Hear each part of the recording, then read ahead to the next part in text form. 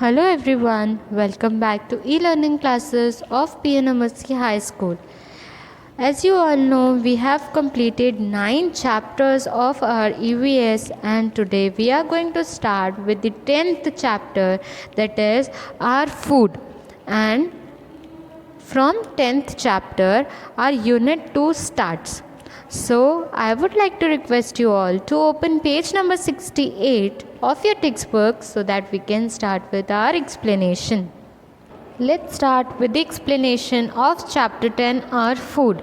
In this chapter, we are going to study about how we taste food, where does digestion begins, what is balanced diet, what are the causes of deficiency. अगर हमारी body में कुछ कमी है उसकी वजह से हमें क्या फेस करना पड़ता है. Then we are going to study about food habits, then spoilage of food, preservation of food and so on. So let's start with the pictures or with the box given on page number 68. Put a tick in the correct column to identify the taste of each of the following food stuff. अब यहाँ पे आपको 5 pictures दी गई है. वो food की test कैसा होता है उसके आगे नीचे जो बॉक्स दिया गया है, नीचे जो टेबल दिया गया है, वहाँ पे हमें टिक लगाना है.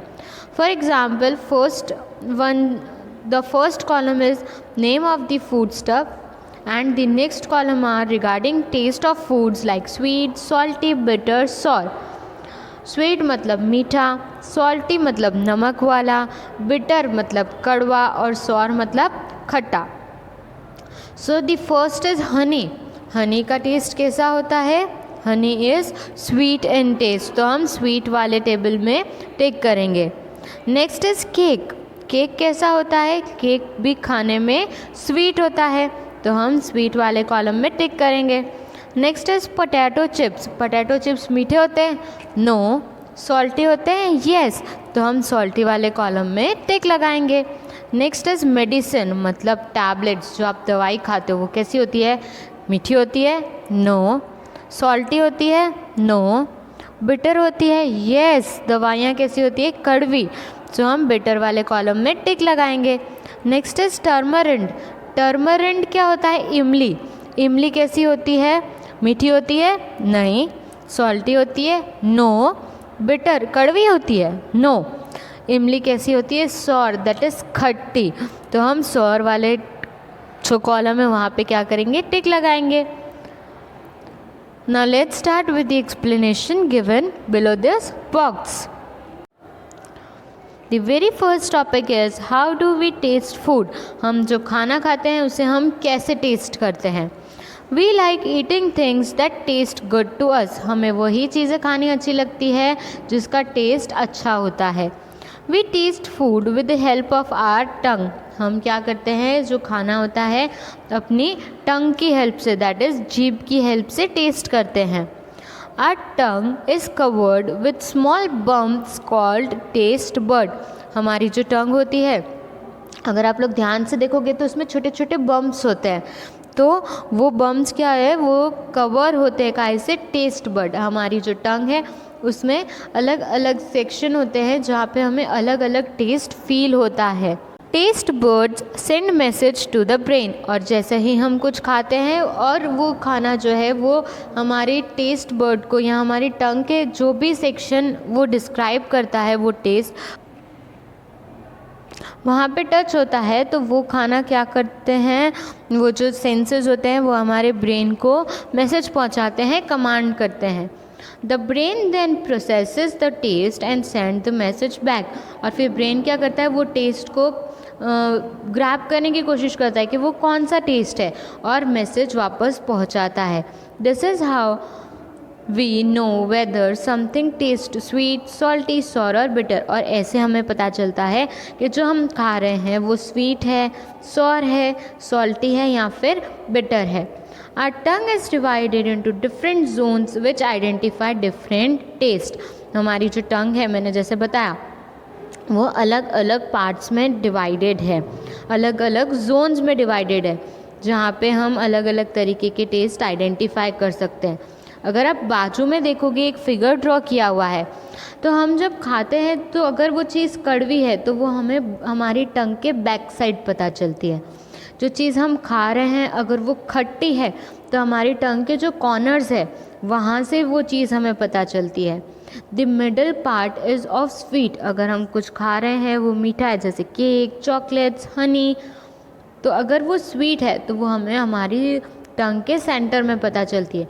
सिमिलरली अगर हम कुछ खा रहे हैं वो चीज़ सॉल्टी है तो हमारी टंग की जो बिगनिंग पार्ट्स हैं, एकदम जो कॉर्नर है, जैसे आप देख सकते हो पिक्चर में, वहाँ से हमें सेंस होता है कि जो हम खा रहे हैं वो कैसा है, सॉल्टी है, नमक वाला है। I hope this paragraph is clear to you. Now come on page 69 so that we can continue with the explanation. The next topic is where does digestion begin? मतलब हम जो खाते हैं उसकी जो digestion है, जो खाना digest करते हैं वो कहाँ से शुरू होता है। When we put food into our mouths, our teeth break it down into small pieces by chewing it. जब भी हम कुछ भी खाना हमारे मुंह में डालते हैं तो क्या होता है, जो टीथ है, हमारे जो दांत है वो क्या करते हैं, हम जो भी फूड खाते हैं या माउथ में डालते हैं उसे छोटे छोटे टुकड़ों में ब्रेक करते हैं, छोटे छोटे टुकड़ों में तोड़ते हैं। किसकी हेल्प से? बाय च्यूइंग इट, उसको चबाने से। These pieces mix with a digestive juice called saliva, और फिर वो जो pieces है, जो खाने के टुकड़े हैं, वो क्या करते हैं, digestive juice, जो saliva, जो थूक है, उससे क्या हो जाते हैं, मिक्स हो जाते हैं, which is produced by the salivary glands in the mouth। और वो सलाइवा कहाँ से आता है, हमारे माउथ में एक ग्लैंड, सलाइवरी ग्लैंड से वो प्रोड्यूस होता है और हमारे मुंह में आता है।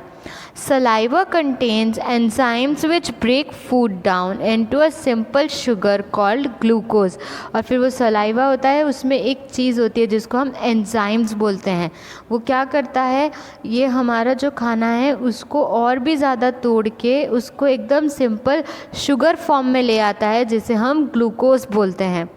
The process of digestion starts in the mouth itself. और जो प्रोसेस है, जो डाइजेशन की प्रक्रिया है, वो हमारे मुंह से ही स्टार्ट हो जाती है।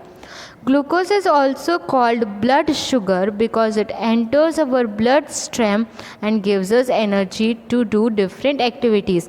और जो ग्लूकोज होता है उसको हम क्या बोलते हैं, ब्लड शुगर भी बोलते हैं। क्यों? क्योंकि जैसे ही वो हमारी ब्लड स्ट्रीम में जाता है, वो हमारे ब्लड में मिक्स हो जाता है, हमें एनर्जी मिलती है ताकि हम अलग अलग एक्टिविटीज़ परफॉर्म कर पाएँ। I hope you are clear with where does digestion begin. Digestion हमारे माउथ से ही स्टार्ट होता है। हम क्या करते हैं, जो खाना है वो हमारा टीथ डिफरेंट स्मॉल पार्ट्स में ब्रेक करता है, उसको चबाकर फिर वो जो खाना है या तो उसके जो पीसेस है वो हमारे सलाइवा से मिक्स हो जाते हैं। सलाइवा मतलब थूक, और वो सलाइवा कहाँ से आता है, सलाइवरी ग्लैंड्स में से। वो सलाइवा जो होता है उसमें क्या होते हैं, एंजाइम्स होते हैं, जो उस खाने को और भी तोड़ के उसे sugar form, that is glucose में कन्वर्ट करते हैं। और फिर हमारा जो खाना है जो ग्लूकोज फॉर्म में आ गया है वो हमारे बॉडी ब्लड स्ट्रीम में भी चला जाता है, जिससे हमें एनर्जी मिलती है, और ग्लूकोज को हम ब्लड शुगर भी बोलते हैं। Now let's understand why do we need glucose. अब हमारी बॉडी को ग्लूकोज क्यों चाहिए होता है उसके बारे में पढ़ते हैं। Shreya and Yash were playing with their friends in the park. अब श्रेया और यश वो लोग क्या कर रहे थे, अपने फ्रेंड्स के साथ पार्क में खेल रहे थे। Suddenly a boy called Ishaan fainted. और अचानक से एक लड़का जिसका नाम ईशान है वो फेंट हो गया। फेंट हो गया मतलब बेहोश हो गया। Everyone was very scared because they did not know what to do। और सब लोग क्या हो गए, बहुत ज़्यादा डर गए क्योंकि उन्हें पता नहीं था कि उन्हें क्या करना है।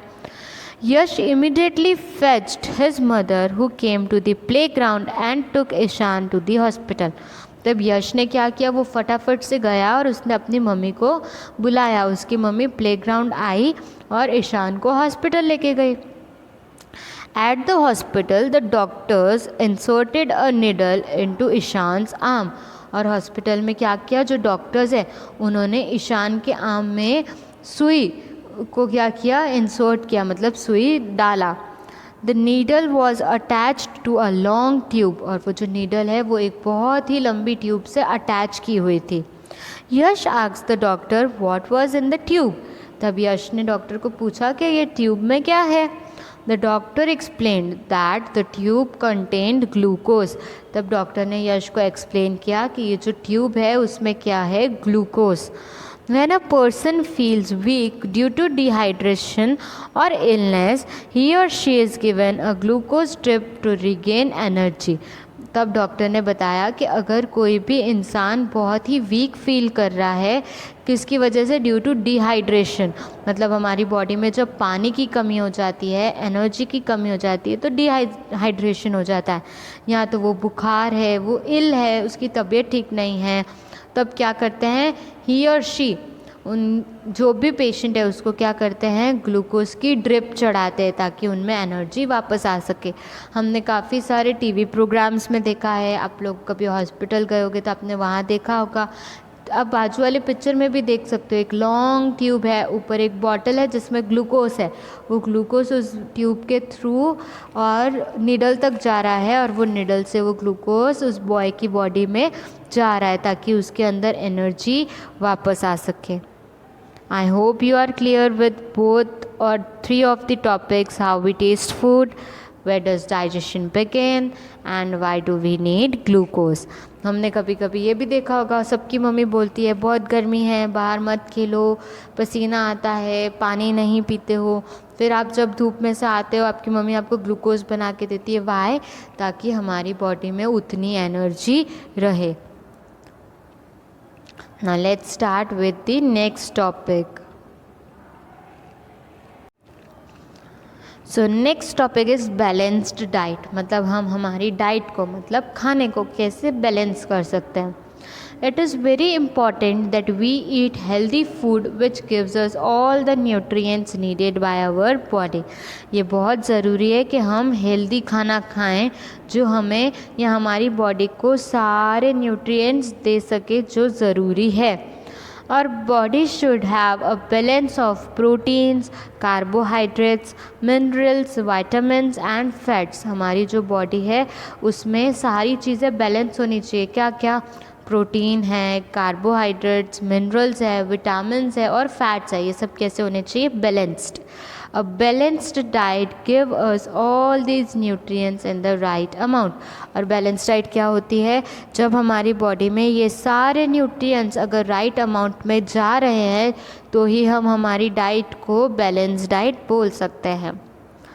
Next is deficiency diseases. Deficiency मतलब किसी चीज़ की कमी होना। When we do not have a balanced diet, it causes deficiency of certain nutrients in the body. जब हम बैलेंस डाइट नहीं खाते हैं, जब हम अच्छा खाना नहीं खाते हैं जिसमें सारे न्यूट्रिएंट्स हो, तब हमारी बॉडी को कोई ना कोई न्यूट्रिएंट्स की कमी हो जाती है, डेफिशिएंसी हो जाती है। Deficiency of nutrients causes diseases that are known as deficiency diseases. और ये जो हमारे बॉडी में किसी भी न्यूट्रिएंट की कमी हो जाती है उसकी वजह से हमें काफ़ी अलग अलग डिजीज़ेस भी हो सकते हैं जिसे हम क्या बोलते हैं? Deficiency diseases. क्यों हम उसे डेफिशिएंसी डिजीज़ेस बोलते हैं? क्योंकि वो हमारी बॉडी में कोई न्यूट्रिएंट के कम होने से होती है। Look at the table on the next page to study the various deficiency diseases. अब मैं नेक्स्ट पेज पे पूरा एक टेबल दिया गया है कि कौन सी चीज़ की कमी की वजह से हमें कौन सी बीमारी हो सकती है, जो हम हमारी नेक्स्ट वीडियो में पढ़ेंगे। So students, this is all for today's video. You all are going to read the chapter on page 68 and 69.